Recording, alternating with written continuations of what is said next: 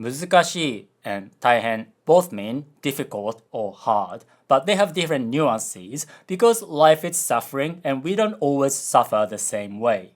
And generally speaking, Muzukashii is more like intellectually difficult, and Taihen is more like physically or mentally exhausting, tough.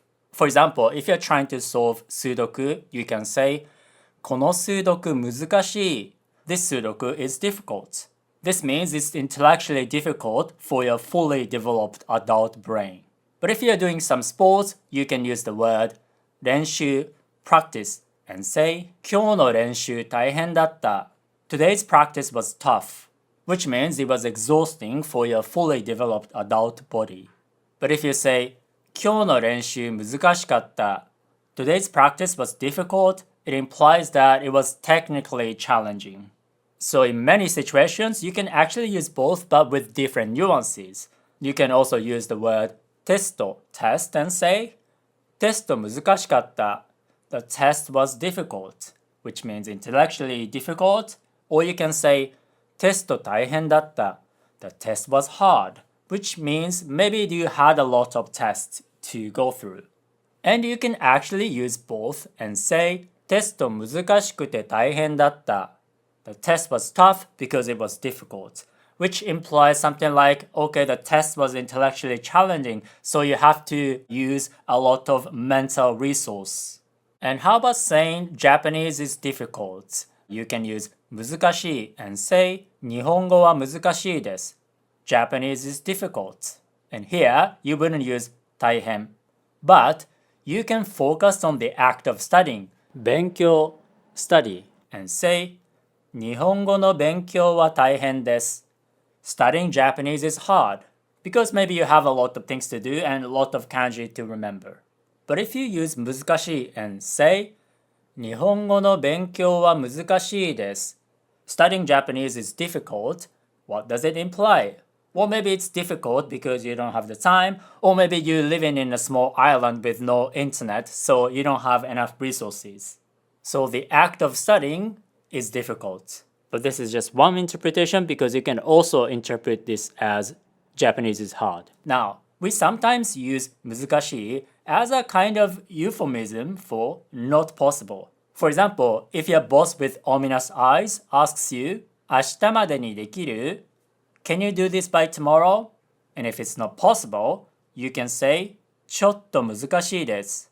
It's a little difficult, implying you can't do it. We often say this because in Japanese we tend to avoid direct expressions like 無理, impossible, and say 無理です, that's impossible, because your boss is totally not scary. And you can do this with your friends. If your friend asks you using the word 空いている, being free, and say 明日空いてる? Are you free tomorrow? You can say 明日ちょっと難しい. I'm not free tomorrow. Which sounds a bit softer and nicer than saying 空いてない, I'm not free tomorrow. Or if somebody asks you a tough question like who is best girl, Mao or Mai, you can say 難しい. That's a difficult question, which is a lie because Mao is clearly best girl. But in this situation, you wouldn't use 大変. But there are other situations where you'd only use 大変. For example, we have this expression, 大変なこと, like a serious situation, trouble, bad things. So if we use the word 起きる to happen and say 大変なことが起きました, something serious happened. It implies a bad situation like somebody trying to expose you when you are an idol and you stayed at the guy's place. And here, we wouldn't use 難しい. And here, it's also very common to use なる to be and say 大変なことになりました. Something bad happened. So if you say something like 今日本は大変です. Japan is in a bad situation now. It implies something like maybe the economy is bad, or maybe Godzilla is trying to destroy Kamata. And we also use 大変 to emphasize expressions like 申し訳ございません.